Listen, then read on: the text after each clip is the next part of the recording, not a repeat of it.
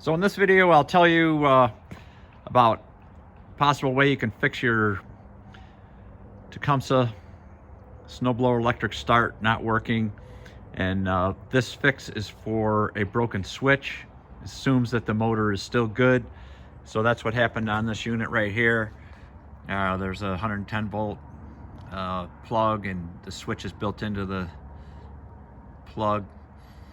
But you can take these apart if you pry here on this housing with a screwdriver, and then you can kind of work your way around, and there's some pins and there's a gasket that hold the two halves together, and then there's this switch inside.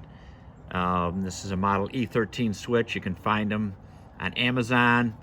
And this plunger on this one is collapsed. It's supposed to stick out about 1/4 of an inch, and then when you push down on this button, it actuates the switch and puts 110 volts onto the starter motor.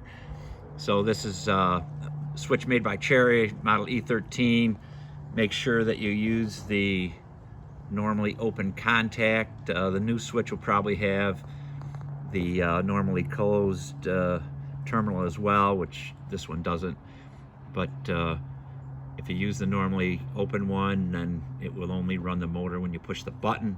You may have to bend the terminals. I think some of the other switches that are on Amazon are a slightly different configuration as far as the angle of the terminals, but